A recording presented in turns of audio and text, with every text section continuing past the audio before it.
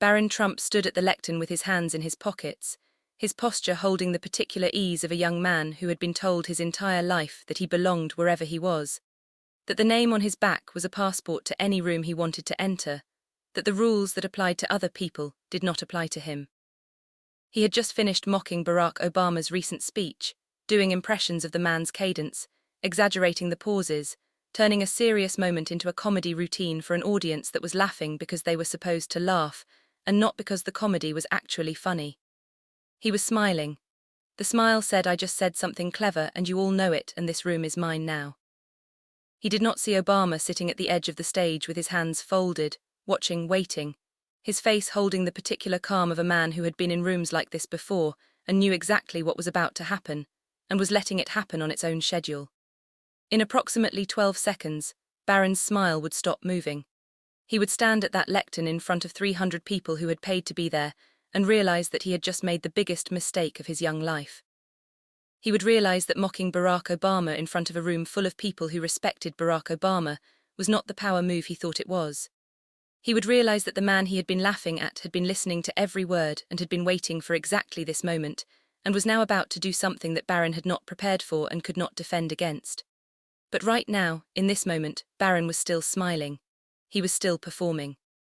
He had no idea what was about to happen to him. This is a channel about those moments, the ones most people miss because they leave too early. The ones where something shifts in a room that you cannot see from the outside but you can feel when you are standing in it. We are going to spend some time in this room together, and I want you to notice what happens when the silence comes, when the pause stretches out longer than it should, when the person who walked in certain finds out they were wrong. That is where the story is. That is why you keep coming back. And what happens today in this room is exactly the kind of story that makes people stay, because the best stories are not the ones that shout.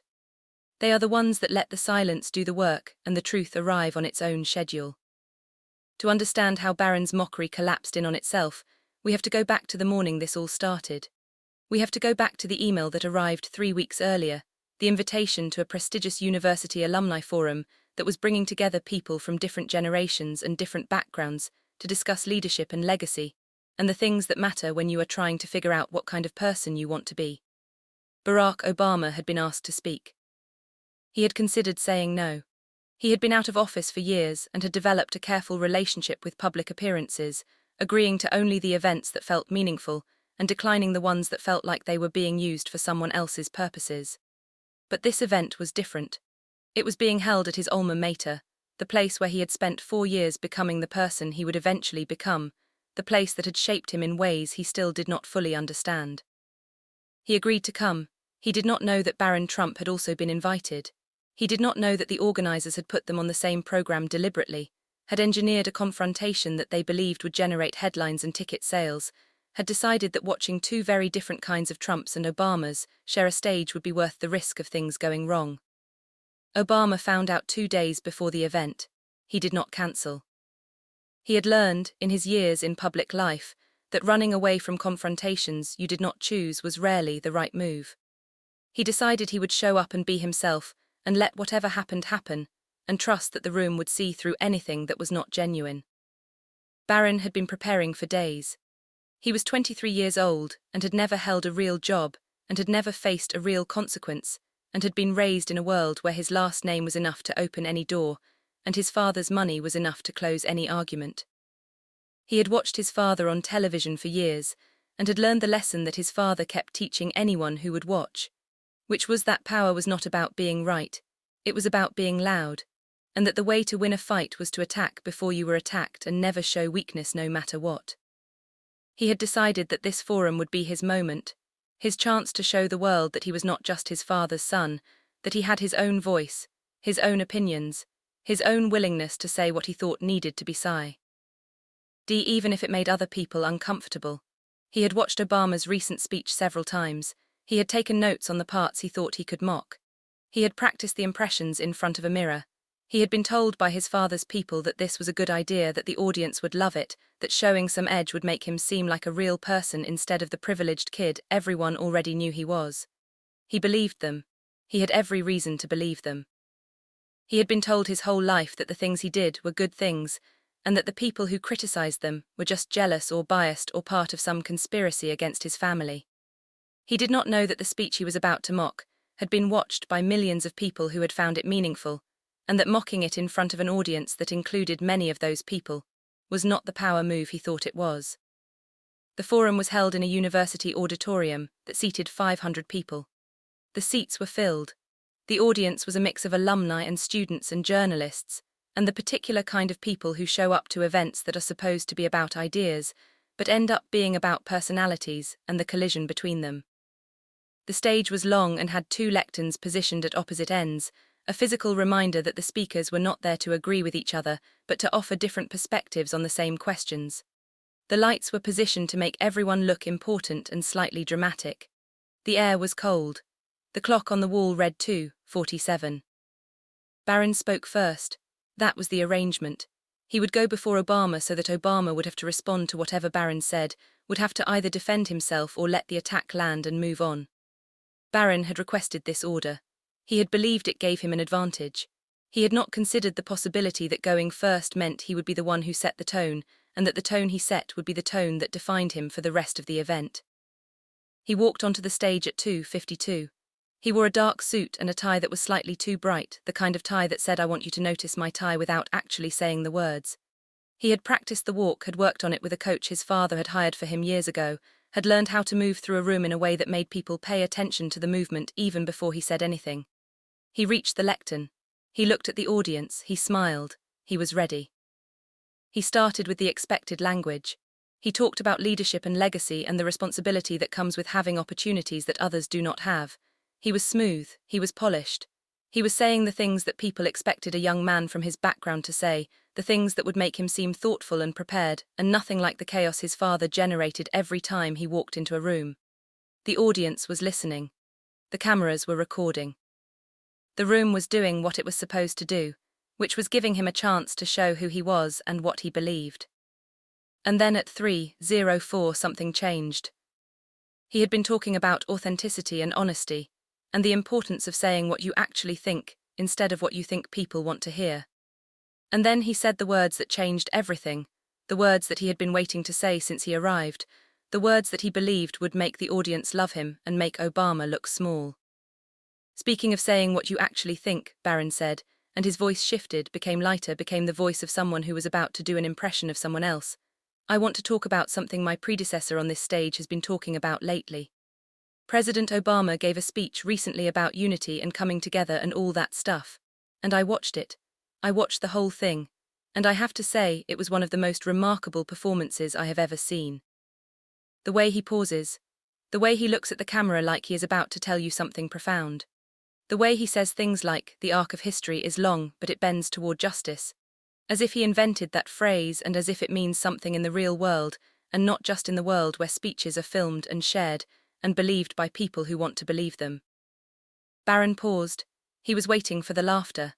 He was waiting for the audience to show him that they were on his side, that they appreciated the honesty, that they understood that he was being brave by saying what others were too afraid to say.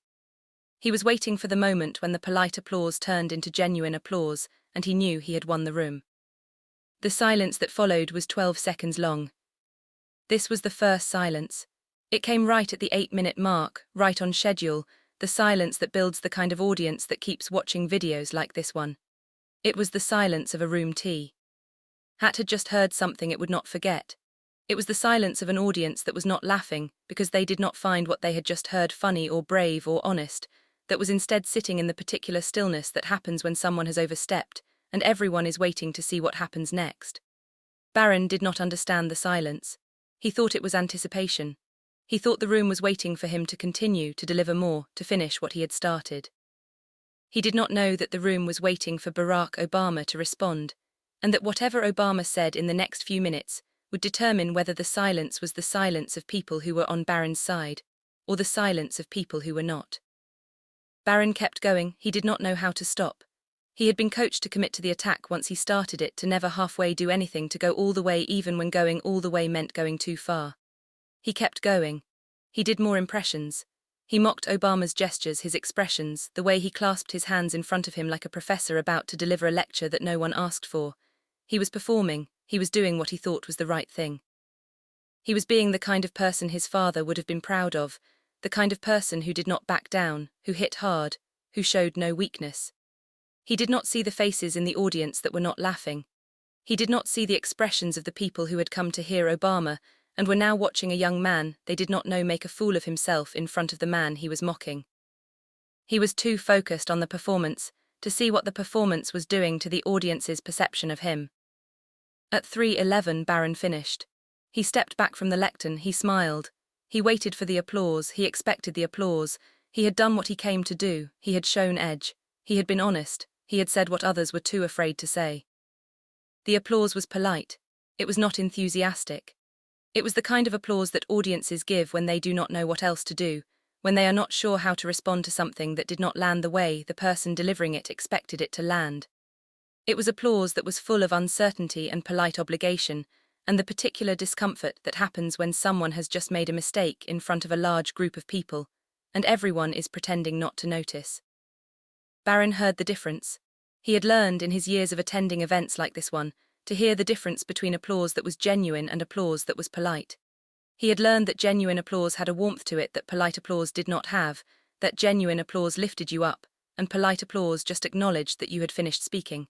He heard the polite applause and something in his chest tightened.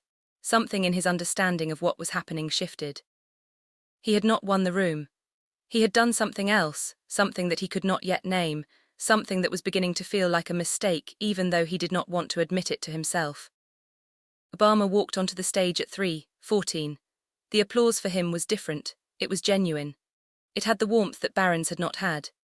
It was the sound of people who were glad to see him, who had missed him, who remembered what it had been like to have him in the public eye and were happy to have him back even if it was only for an hour on a stage in an auditorium at his alma mater. He walked to the lectern with the measured pace of a man who had been in rooms like this before and knew exactly what he was doing. He looked at the audience. He smiled. He did not look at Barron, who was standing at the side of the stage waiting to see what would happen next, waiting to see if the attack had worked the way he hoped it would work, waiting to see if Obama would be defensive and off balance, and reduced to the kind of person who had to defend himself against a 23-year-old who had mocked his speeches. Obama did not look at Barron. He looked at the audience. He looked at the faces that were watching him, the faces of people who had been in the room when Barron spoke and who were now looking at him with the particular attention that comes from wanting to see how he would respond to what had just happened. He understood what they were waiting for. He understood that the room wanted to see if he would fight back or let it go, if he would get angry or stay calm, if he would give Barron the confrontation he was hoping for, or do something else entirely.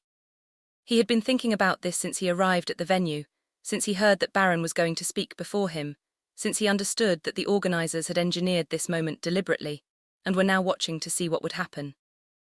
He had made his decision in the green room before he walked onto the stage. He had decided that he would not fight, he would not get angry. He would not do any of the things that Barron and his father's team were hoping he would do. He would do something else. He would be himself. He would let the room see who he actually was and trust that the room would recognize the difference between authenticity and performance, between someone who had something to say and someone who was just trying to look clever in front of an audience. "Thank you for that," Obama said. His voice was calm. His voice was the voice of a man who had been in rooms like this before and had survived them by being exactly who he was, no more and no less. "Thank you for the warm welcome, and thank you to my predecessor for sharing his thoughts. I always appreciate hearing different perspectives, even when those perspectives come with some creative interpretations of my pauses." The audience laughed. It was a small laugh, a quiet laugh, the kind of laugh that happens when someone has just said something that is both funny and pointed, something that acknowledges what happened without making a big deal out of it. Obama had done that thing that he had learned to do in his years in public life, which was use humor to defuse tension without dismissing the thing that had caused the tension. He had acknowledged Barron's mockery without attacking it.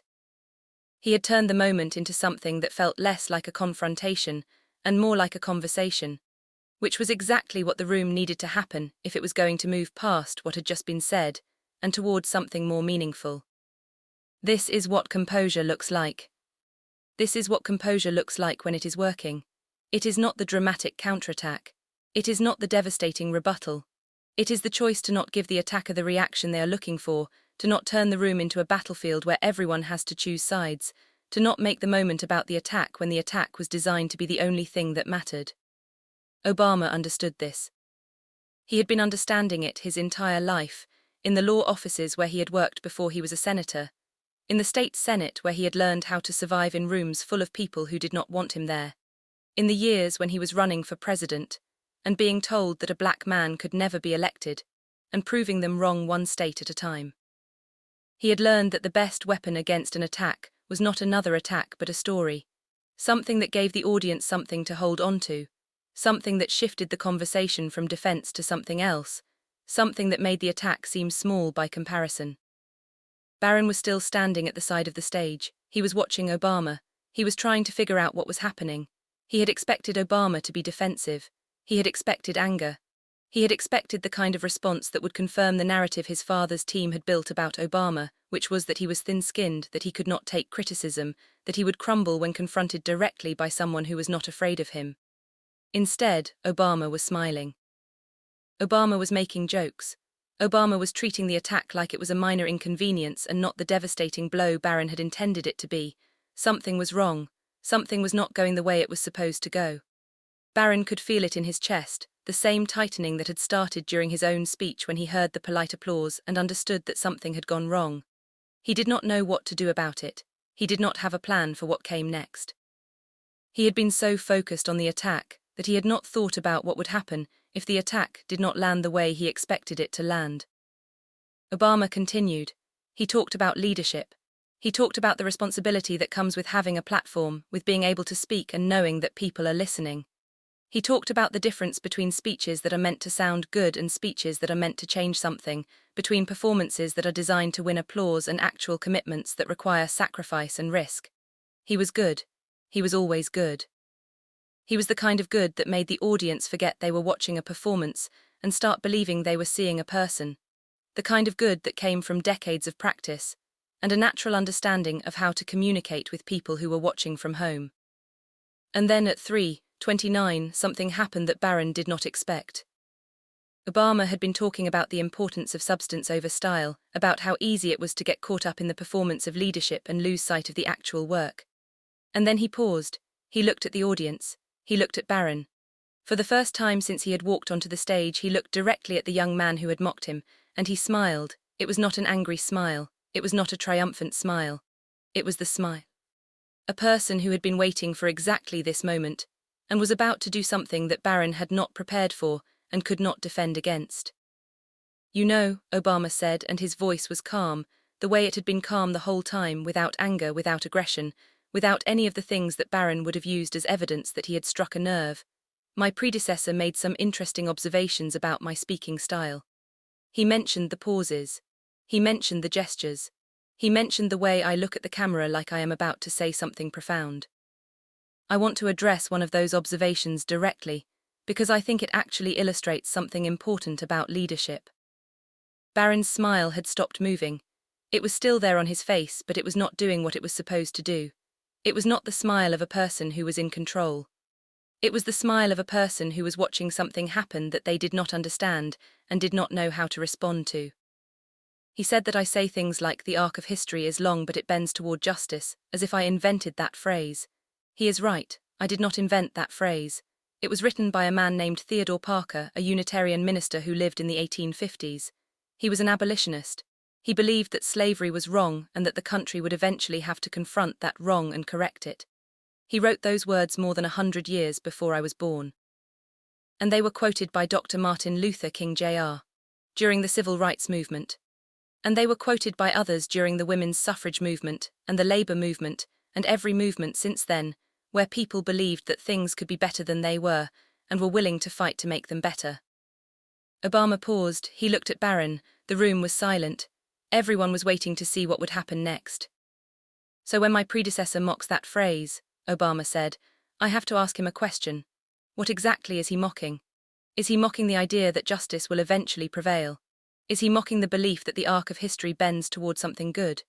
Or is he mocking the abolitionists and the civil rights leaders and the suffragists and the labor organizers who believed those things and fought for them and in many cases died for them?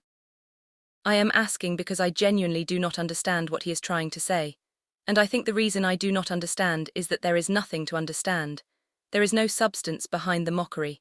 There is just the performance of mocking something because it seems like the clever thing to do in the moment. And I think that is actually the point. I think that is what leadership is not. The silence that followed was 17 seconds long. This was the second silence. It came at the 16-minute mark, right on schedule. It was heavier than the first one. It was the silence of a room that had just heard something that could not be taken back, something that would be replayed and quoted and turned into everything that moments like this get turned into in the world we live in now, where everything is recorded and everything is shared, and everything becomes part of the permanent record of what happened in a room on a particular day. It was the silence of an audience that was watching Barron Trump stand at the side of the stage and understand, for the first time, what had just happened to him. It was the silence of a young man who had come to attack and had discovered that the man he was attacking had been listening to every word and had been waiting for exactly this moment, and had just turned the attack into something else, something that made Barron look not bold but small, not honest but careless, not clever but cruel. Barron opened his mouth. He was going to say something. He was going to respond, to defend himself, to push back against what Obama had just said, but he stopped.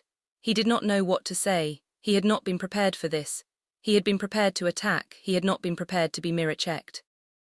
He had not been prepared for a man who had been mocked in front of 300 people to respond not with anger but with a question, not with defense but with education, not with a counterattack but with an explanation that made Barron's attack look like exactly what it was, which was the performance of a young man who did not understand what he was mocking and did not care about understanding, because the mocking was the point, and the meaning did not matter. The room was still watching. The cameras were still recording. The nation was about to see something that it would not forget, something that would become the thing that people talked about when they talked about this event, something that would define how they thought about both men for years to come. Obama continued. He did not press the advantage. He did not keep talking about what had just happened. He moved on. He talked about the university and what it had meant to him. He talked about the people who had mentored him and the lessons he had learned there. He talked about the importance of staying engaged and continuing to learn even after you have left the classroom. He was good. He was always good. He was the kind of good that did not feel like performance because it was not performance, because he had actually lived the things he was talking about, and the living of them was what made the talking sound true. At 3:41 there was a question from the audience. A woman stood up and asked Obama about the current political climate and how it affected young people's desire to engage in public life. It was a soft question. It was an opening. Obama answered it thoughtfully. He talked about the importance of not being discouraged by the noise, of continuing to show up and do the work even when the work was hard and the noise was loud. He talked about his daughters and the conversations he had with them about what it meant to be a citizen in a democracy. He was good. He was always good. Then the moderator invited questions for Barron. No one raised their hand immediately. The silence was not uncomfortable, but it was noticeable, the kind of silence that happens when an audience is uncertain about how to respond to something they have just witnessed. Barron stood at the side of the stage with his hands at his sides, and his face holding an expression that the cameras would capture and the nation would see. He had been silenced, not by a shout or a demand or a ruling from someone in authority. He had been silenced by a question, by a mirror, by a man who had been mocked and had responded by asking what exactly was being mocked, and why, and whether the person doing the mocking understood any of it. A question eventually came. A young man in the audience asked Barron about his plans for the future, about what he hoped to accomplish in the years ahead. Barron answered. His voice was different now. The confidence was still there, but it was thinner, the way a voice gets when the person speaking is running out of the things they plan to say and is trying to find new things to say in the moment. He talked about wanting to make a difference, about caring about people, about the responsibility that comes with having opportunities that others do not have. He was saying the right things, but something was missing. Something had been taken out of him by what had happened in the first segment. The room could hear the difference. The room could see that the man who had walked onto the stage believing he could control the narrative was now just going through the motions of an answer, was just saying the words that were supposed to be said without really meaning them, was just being Barron Trump because he did not know what else to be after what had happened to him. The event ended at 4:07. The audience applauded as Obama stepped away from the lectern. The applause was genuine. It was the kind of applause that audiences give to someone who has just done something that reminded them why they came, that showed them the person behind the office and the title and all the things that usually get in the way of actually seeing someone. Obama smiled, he nodded. He walked off the stage. Barron stayed at the side of the stage for a moment. He was waiting for something, he was not sure what. He was waiting for the room to acknowledge him, to thank him for being there, to treat him like the powerful figure he believed himself to be. But the room was not paying attention to him anymore. The room was talking among themselves, processing what they had just seen, sharing their impressions with the people next to them. Barron was irrelevant. He had become the thing he had come to make Obama, which was someone who was standing on the sidelines while the real story unfolded without them. He walked off the stage. He did not speak to the journalists who were waiting in the hallway. He walked with the particular pace of a man who is trying to hold something together that is in danger of falling apart, the pace of someone who has just discovered that the attack they launched did not land the way they expected, and they do not know how to handle the feeling of having failed in front of an audience they were trying to impress. The room was empty by 4:23. The staff members began the process of resetting the stage for whatever would come next. The lights were dimmed. The chairs were straightened. The silence that filled the space where 300 people had been watching was the particular kind of silence that happens after something significant has happened, and the room needs time to absorb it, to understand what it meant, to decide what it will remember and what it will let go. Obama was in the green room. He was putting on his jacket. He was preparing to leave, to go home, to think about what had happened and what it meant. He had not planned what he would say. He had not rehearsed the response. He had simply done what he always did when someone attacked him, which was be himself, tell the truth, let the truth speak for itself. He had not defeated Barron. He had simply refused to be defeated by him, and that had been enough. Barron drove away from the university at 4:31. The sun was out, the traffic was moving. The world was doing exactly what the world does, continuing in its ordinary way, while a young man who had just been diminished sat in the back of a car and thought about what had happened and what it would mean. He did not speak. He looked out the window. He did not turn on the television or pick up his phone or do any of the things he normally did to fill the space between moments. He just sat there, he just looked. He just thought about the 17 seconds of silence that had followed Obama's response, and the question that had been asked in that silence. The question that had been hanging in the air for 17 seconds, while everyone waited to see what he would say, and he did not say anything, because he did not know what to say, because he had not been prepared for a question. And the question had exposed the thing he had been hiding, which was that there was no substance behind the mockery. There was just the performance of mocking something, because it seemed like the clever thing to do in the moment. And the room he had left behind was empty and quiet, and still held the shape of what had happened there, the ghost of the 12-second silence, the echo of the 17-second silence, the weight of the moment when a young man who believed he could control the narrative discovered that the narrative had gotten away from him, and there was nothing he could do to get it back. That the man he had mocked had been listening to every word and had been waiting for exactly this moment, and had just turned the attack into a mirror, and the mirror was showing the room exactly what Barron had been doing, and why it was not leadership, and why it was not even close to leadership, and why the only thing left to do was to stand there and take it and understand that you cannot mock something you do not understand without revealing that you do not understand it.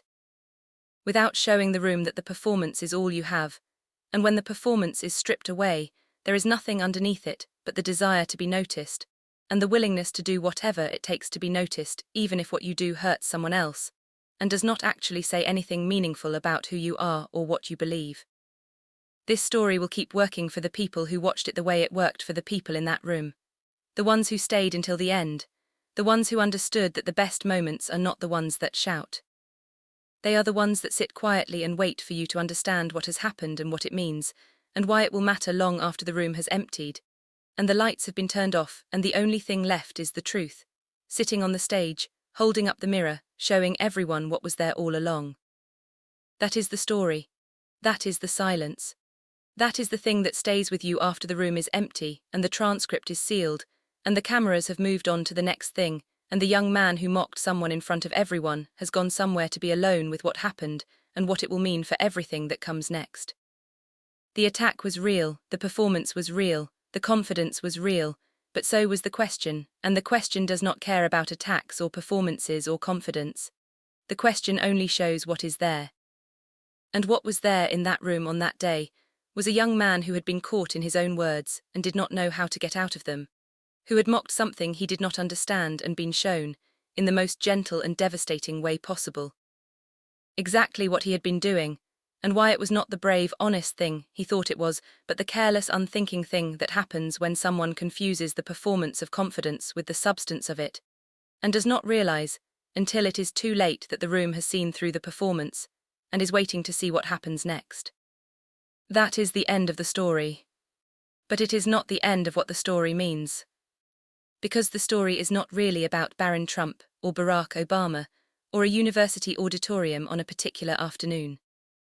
The story is about the moment when anyone at all, discovers that the attack they launched has not landed the way they expected, and the person they attacked has responded with a question instead of anger, and the question has done more damage than any attack could have done because the question was genuine, was curious, was the question of a person who actually wanted to understand what was happening, and in wanting to understand, has shown the room that the attacker did not want to understand anything, was not asking any questions, was just performing the attack because the performing was easier than thinking, and the loudness was easier than substance, and the mockery was easier than meaning. That moment happens to people every day, in small rooms and big rooms, in rooms where cameras are rolling and rooms where no one is watching. The moment is always the same. The moment is when you realize that the person you have been performing as is not the person you actually are, and the room has known it all along, and the only thing left is to decide what to do with that knowledge, whether to keep performing or to stop, whether to double down on the costume or to take it off, whether to stand in the silence and let the truth be the thing that sets you free. And when that moment comes, the only question is what you do next. Do you keep performing? Do you try to rebuild the confidence? Do you stand there and hope that something will come to you that will make the silence go away? Or do you do what Barron Trump could not do at the end of that event, which is admit that you were wrong, that you mocked something you did not understand, that you let the performance become more important than the substance and lost sight of what actually matters, which is not whether you can make people laugh at someone's pauses, but whether you can say something that actually means something and helps someone and makes the world a little better than it was before you opened your mouth. That is the question. That is always the question. And it is the question that this channel is built on, the question that brings you back, the question that keeps you watching. The question that matters long after the room is empty, and the lights are off, and the only thing left is the moment when someone asked a question, and the silence held the answer, and the young man who had been so certain discovered that certainty is just another word for not yet knowing what is coming, and the only thing you can do when the mirror is held up is decide what to do with what you see. That is why you stay. That is why we tell the stories. That is the thing that never gets old. The silence in that room was 12 seconds long the first time and 17 seconds long the second time. The silences are still happening. Somewhere in some room, in some moment that is happening right now, or will happen tomorrow, or will happen years from now.